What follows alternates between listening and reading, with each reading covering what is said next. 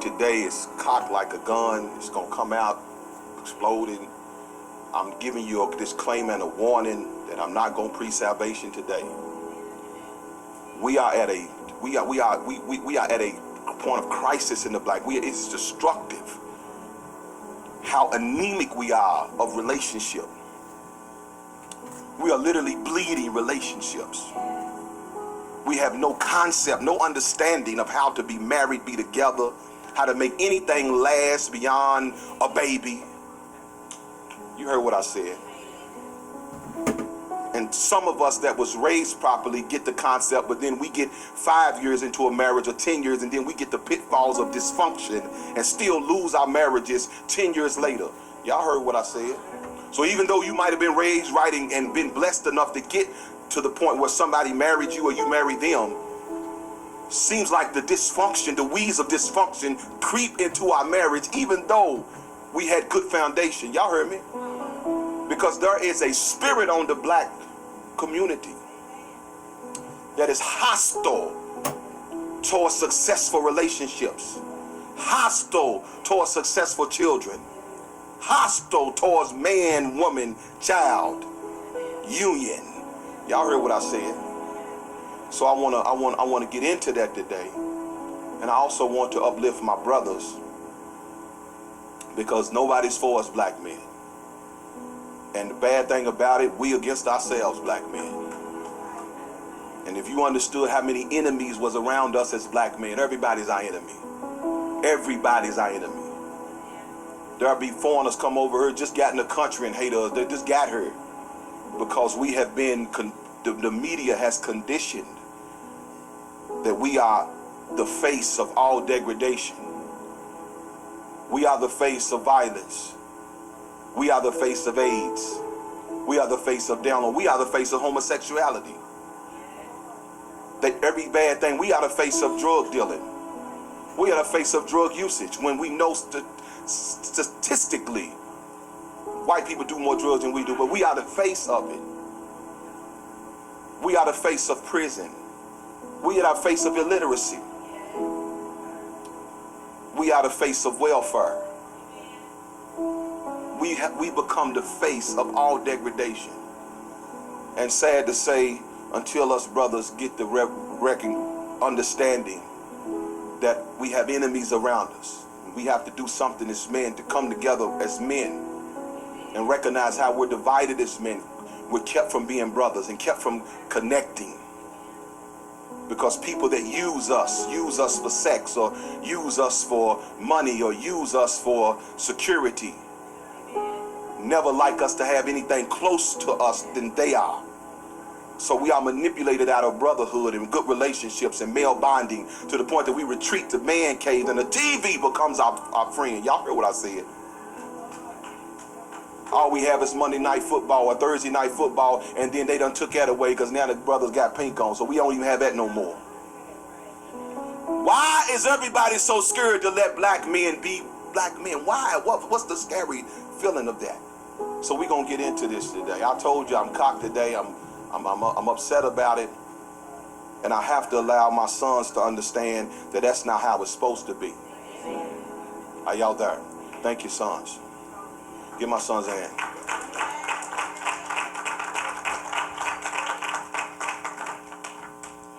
One of the things I noticed is that, and I'm going to get into this towards the latter part of this message, that we have become enemy number one. Now you don't want to believe that. Some of y'all don't want to believe that. But if you look at the news, nobody is reported on more than black males. No matter how much killing is done, no matter how much terrorists, no matter how many foreign terrorists come, the black man is still enemy number one. They got ISIS fighters here cutting people's heads off, but the black man feels the media. They tell you don't even hate on the people who say they book telling you to kill people. They book says kill people. Shouldn't they be enemy number one? But the black man is still enemy number one. We ain't terrorized or killed nobody but ourselves. Yet we're enemy number one. Now I could get into part of the ancient struggle that I got into about Hebrews and stuff like that, but I'm not going to go with that today. I'm just going to deal with this American spirit. Because I want our brothers to understand that we are being systematically exterminated as men. We are being exterminated. I know you don't think so, but we are being exterminated. A lot of my brothers are in Angola. I was talking to Deacon Grant. He was telling me about how he went down to visit one of his peoples in Angola, and just how there's a prison with 65,000 black men. 90% is black.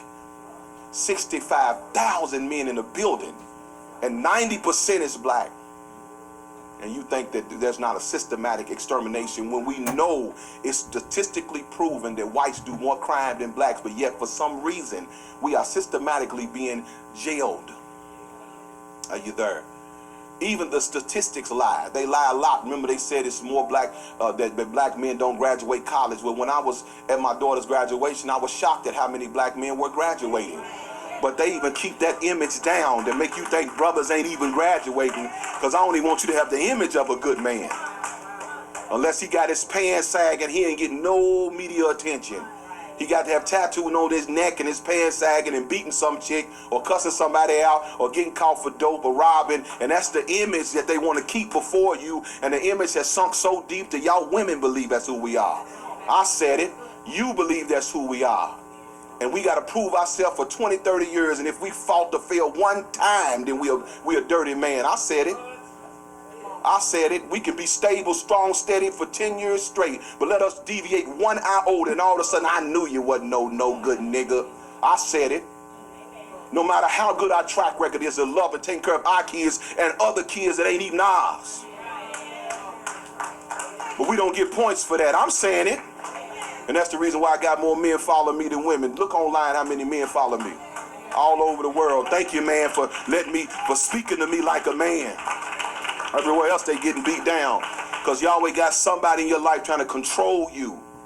Trying to control us. If it ain't a mother, it's a wife. If it ain't a wife, it's a sister, it's an auntie, grandmama. It's always some woman controlling the band. I said it. You don't believe me? They ain't selling drugs on their own, but the mama, when he dies, she's on the news talking about why they committing all this crime, but the guns in her house, the dope's in her house. She's okay with all of the wrong he's doing as long as to go out there and fight for him. That's my baby. This Negro is a killer, been killing from the day he was 10 years old, but she'll put up with him, take care of him, be down at the justice, fight the judge, jump over the counter, all that. But don't think she's contributed to this deviant. I'm saying it. Did I not warn y'all? Did I not warn you? Now you think I'm saying what I'm saying is if I'm letting the fathers get off the hook. I'm not, but I'm tired of beating that dead horse. I mean, in other words, we ain't getting no dividends out of this. So we keep beating the dead horse of the father and ain't nothing changing. So let's go the other way. Are y'all there? We have become enemy number one. I'm 43 years old, father of 4, raised 4 successful children to adulthood by anybody's standard. 20-year veteran husband, no cheating, no scandal, living right. But when I get in my car, I'm fearful that if the police pull me over, I'm going to be shot. I've never felt that before till now. That they gonna shoot me down not because I'm with no concern of my character, just because I look like. You women will never know how that feels for a black man. You'll never know how it feels to be an honorable man, beat the statistics, come out of all the garbage and become an honorable man, and all of a sudden you still got to explain you ain't no thug in the eyes of people. You still got to smile and you still got to kowtow. You still got to make white folk feel comfortable, even though you've earned the right to be considered an honorable man. I'm saying it. We enemy number one. The subtitle is the Black American Social Experiment. Black American Social Experiment, because you need to know what we are today is an experiment. It's like we're living in a laboratory of people who decide to insert certain stimuluses to see what we're going to be, to see how we're going to turn out. Are you hearing what I'm saying? We never have charted our own course. We've never had our own future to direct. We've always been directed. That's why when we do something of our own, the whole media goes crazy. Who told y'all to feel that way? Who told y'all to stand up and say that? Who told y'all to say y'all lives matter? Why they upset about that for? Because they actually tell you we've never charted our own course. Because if we charted our own course, it seemed like they wouldn't get upset when we decide to do something for us. But I just saw the Black Lives Matter slogan, and on top of the Black Lives Matter was transgender matter. We can't even have that. They infiltrate that. Why? Because they never gonna let us have. I'm saying it.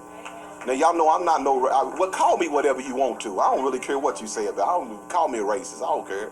I don't have the power to be racist. That's what's wrong with y'all. Y'all letting them put them words on us. We don't even have power to be racist. I can't change your life one way or the other. I don't have the economic base to be racist. I can be prejudiced, but I can't be racist. It's two different things. Race means racism has to do with economics. And that's the reason why they can be racist, because we got to go to them to get the house loan, the car loan. Y'all heard what I'm saying? When you got to go to them to get a job. You hear what I'm saying? So they can be racist. Their racism is going to affect you. Yours ain't. You can just be mad and be upset that they don't like you, but you can't do nothing about it. So it's a difference. So stop letting them reverse on us like, well, you racist. We can't be racist. I got to have money. Let me be over you. I can be racist. All right. Let me get going here. The covert destruction of the black man. I really want to get into this. I mean, some of y'all, you've been on YouTube. You see the little meltdown, the destruction. Just look at look at nightly news. It's almost appalling how we have a so-called black president that in his own home state is the highest murder rate. But they talking about taking guns from me in Kentucky, but won't deal with Chicago, where the highest murder rate is. And you think they care about black lives? Are you hearing what I'm saying? How in the world are we 13% of the population and we have 50% of the abortions? Now y'all call these young black thugs, he's the most violent, he's the most killer, he's the greatest murderer there is because he just kills at will. But let me tell you something, we should have 50 million more black people in this nation because the black man didn't do all this killing. Y'all talk back to me. The black man didn't do all the real murder. The real millions of murders come from our black women who out of inconvenience go down to the abortion clinic and murder their children, say man, and rip out their motherhood and rip out their womb and destroy their bodies, which is a known link between fibroids, cancer, breast cancer, all of that's coming from abortion. And then after you rip out yourself, you want to find a good man. I said it. We got to stop the hypocrisy in the black community. We are hypocrites. That's why I think it's a joke when you say Black Lives Matter, because how can my lives matter because a white man put a bullet in me, say man, but my baby in your womb don't matter? And then me as a father have no rights to say don't do it. So I can't go down to the court and say, look, I don't want her to abort my child. My child matters. But they'll say, get on out of here. It's her body. Her life matters. But I think you really serious that my black boy matters when he gets killed? It's an oxymoron. We are joke. It's a joke. That's why police are still shooting them down. Because they like, hey, until you stop this. We know where we getting the high dividends of murder. We know how we exterminating y'all. And it ain't with no violence and black on black crime. It's right there in the womb. I said it's in the womb. There's a slogan that the most dangerous place now for a black child is in the womb. Because he's got a 50-50 chance, depending on the stability and the emotional mind of the woman, that without anybody's consent, she can say, I don't want the child. The man can make her mad today. I got a picture. I wish I had it with me. I'll show you. There was 2 girls on Facebook, young girls, couldn't be no more 13, 14. Both of them pregnant. The caption read, me and her was with the same dude, had a threesome, and we both got pregnant. If you give us 100 likes, we will both abort these monkeys. I bought the wrong iPad. I'll show it to you. I will show y'all this picture. Young 13, 14-year-old girl pregnant by the same dude, had an orgy with the same dude. Both got pregnant and said, if you give us enough likes, we'll abort these. And y'all think we should honor that? Y'all want to be called queens for that? Now we need to deal with this. What do these little girls get this psyche that the covert destruction. So if you never come back, you heard it, it'll be on the net, it'll follow you. These words have a tendency to follow you. You can't get away from this teaching. We have to stop, say, the hypocrisy. Now y'all know we are hypocrites. Y'all know it. We've been hypocritical for years and years and years. And we have allowed the systematic destruction of our men. We've sacrificed our men. Now I did not say men are golden, but you must understand the Bible puts a high value. All other cultures put a high value on their men. When I went to Africa, I've been to Africa multiple times, almost 10 times now I've been in Africa, and one of the greatest things I've seen is the adoration, the honor that these women have for these men. I mean, it's almost a curse, a shame for a woman not to have a good man. I'm not a good man, but a man. It's shameful. But here in our country, because of feminism and the lie that y'all was fed, that somehow, and by them putting out these movies and shows, these feminists and these manginas, like Tyler Perry and Steven Spielberg and them, that put out The Color Purple and all these old movies to make y'all hate y'all own men. That's what they did, to psychologically make y'all women get emotional and think that y'all got something to fight against y'all men for. And so now y'all the only women in the world talking about I don't want a man. You're the only woman saying stupid stuff like that. All the other women in the world are grabbing men as fast as they can. And y'all the only women talking about I don't want no man. And some of y'all are in the trap right now that you thought if you got educated in your career and you in a trap because now you can't even find a brother on your level. Why? Because you were so busy, you fell for the lie that if you get your career and you get your money and you just do you do you. That by the time you get done doing you, a brother would be there, but ain't no brother gonna be there because somewhere within you doing you lose your virtue. You lose your honor. I said it. That's what I'm trying to teach my oldest daughter. Don't do you too long, because you'll lose your virtue, and then a brother will begin to see this, that the value is not there anymore. And then you will be one of these women out here angry at brothers because they don't want to put up with the garbage of the past. I said it. Oh, this is going to be a rough, uphill message today. We got to stop the hypocrisy. We cannot teach our daughters that you can go out here like men and use your body like a man and end up with a good life. We have to train our daughters that they are not men. You cannot do what men do. Scientifically, it is proven that when a woman has sex with a man, his DNA goes into her body, into her bones, and it makes it to her brain.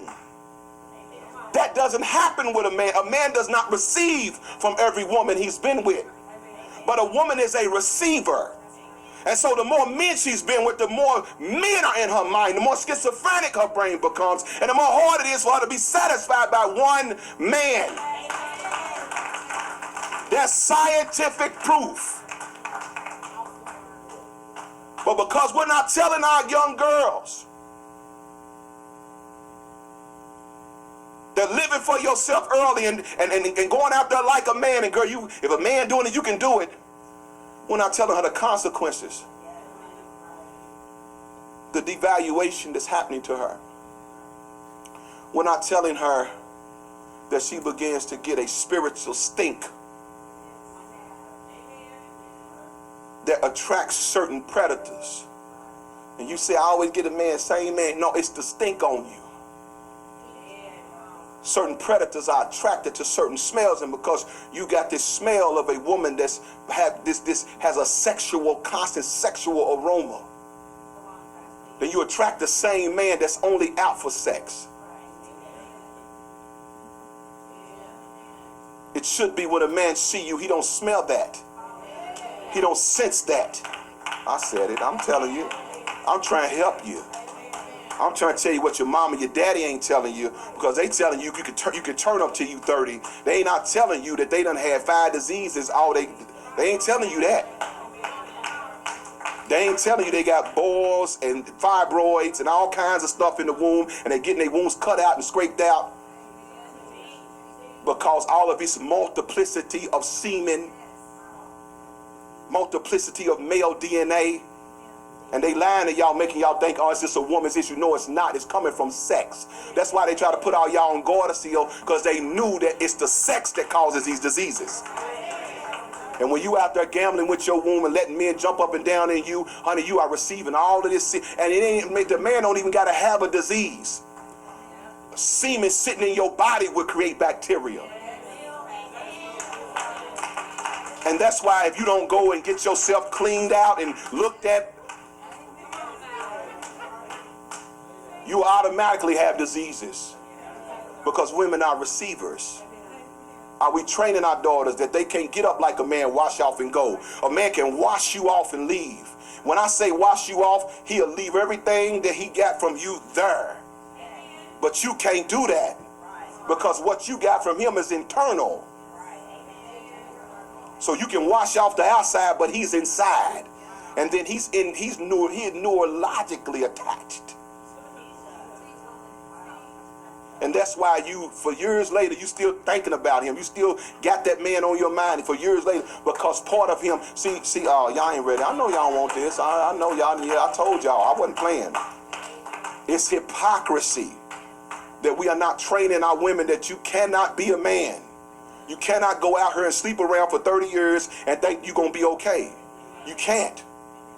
When men are doing, well, go on and try it. It don't work. Your mind becomes scattered because you have a certain space. A capacity is a better word. And those spaces and capacities were meant to be filled by one man, is what the Bible says. But if you cram enough men in there, you have a lot of different personalities. And it is a known fact, the more sexual partners a woman has, the more unstable she is. I said it. The more unstable she is, the more usually she's in poverty, because she can't make a decision, because she's always scattered, always between this, can't do, always. Why? Because it's too much in her. And nobody's telling her you got to detox. The Bible says, behold, all things old will become new. But they don't become new if you don't stop. So while y'all think y'all living it up like brothers, I'm telling you, that stuff gonna come back on you later in life. And if these older women would tell the truth, they would tell you right now that some of their mind battles, they gotta do a lot to keep that mind in check.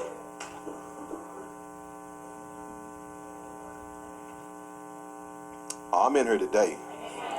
I said it's hypocrisy.